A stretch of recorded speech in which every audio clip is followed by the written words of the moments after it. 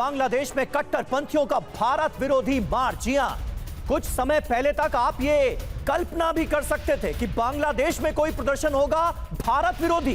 भारतीय उच्चायोग में घुसने की कोशिश की गई है, ऐसे प्रदर्शन हो रहे हैं। यही आज के बांग्लादेश का सबसे बड़ा सच है। कट्टरपंथियों ने इस प्रदर्शन में भारत विरोधी नारे लगाए। तस्वीरें आपके सामने। भारतीय उच्चायोग पर कट्टरपंथियों ने हमला करने की कोशिश की।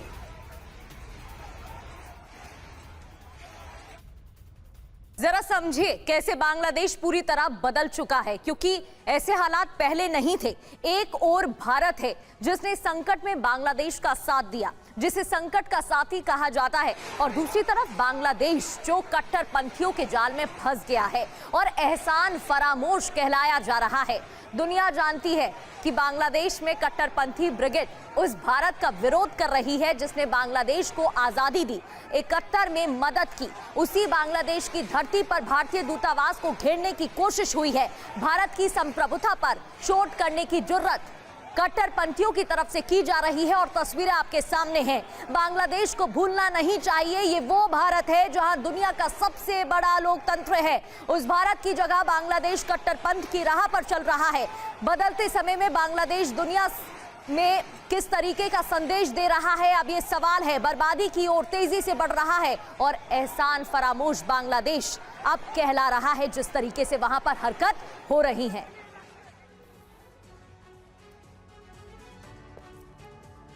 तो ये है हाल बांग्लादेश का। यूनुस मुनीर की कट्टरपंथी पलटन इसकी जिम्मेदार है। बांग्लादेश में भारत विरोधी प्रदर्शन हो रहे हैं। हुआ क्या है ये जान लीजिए। ढाका में भारत विरोधी मार्च निकला।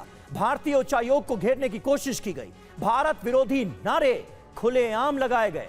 पुलिस से भिड़े कट्टरपंथी प्रदर्शनकारी। भारतीय राजनयिकों को धमकियां दी गई। ये मार्च किसका था? कट्टरपंथी जुलाई ओकिया संगठन इसके लिए जिम्मेदार है। पाकिस्तान समर्थित प्रदर्शन का शक जताया गया है।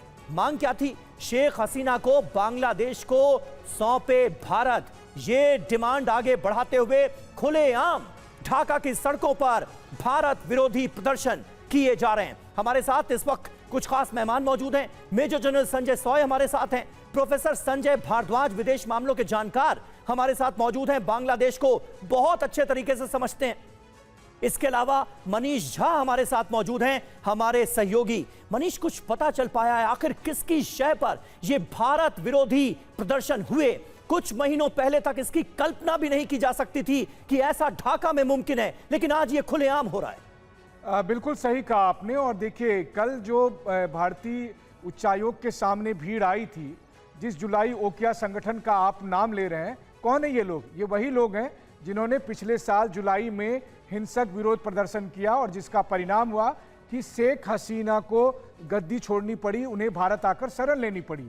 तो दरअसल ऐसा नहीं है कि कल जो हुआ वो एक अचानक कोई घटना है, बल्कि ये एक सोची समझी रणनीति के तहत किया हुआ प्रयोग है।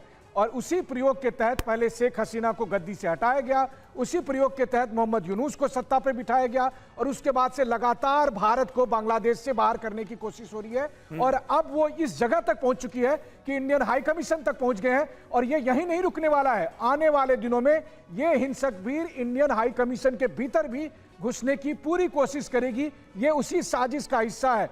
एकमात्र उद्देश्य है हर हालत में भारतीय हित को, भारतीयों को बांग्लादेश से बाहर कर देना है, ताकि बांग्लादेश अमेरिकन डीप स्टेट और पाकिस्तान के सह पर उसका इस्तेमाल किया जा सके, भारत के जो जियोपॉलिटिकल स्पेस है उसको कम करने के लिए। तो ये एक बड़ी साजिश का हिस्सा है जो आप इंडियन हाई कमीशन के सामने देख रहे हैं। बिल्कुल। और मनीष, ये साजिश पहले से रची जा रही थी, जिसकी कुछ तस्वीरें भी सामने आई थी, इस पर चर्चा करेंगे। एक और बड़ी खबर ये कि पुलिस ने कट्टरपंथियों के मार्च को रोकने की कोशिश की। पुलिस ने बैरिकेड्स लगाए, बैरिकेडिंग कर मार्च को रोका। इस्लामिक कट्टरपंथियों का भारत विरोधी प्रदर्शन देखने को मिला, जहां नारेबाजी भी हुई। भारतीय उच्चायोग के बाहर जमकर हंगामा हुआ। सैकड़ों इस्लामिक कट्टरपंथी प्रदर्शन में शामिल रहे।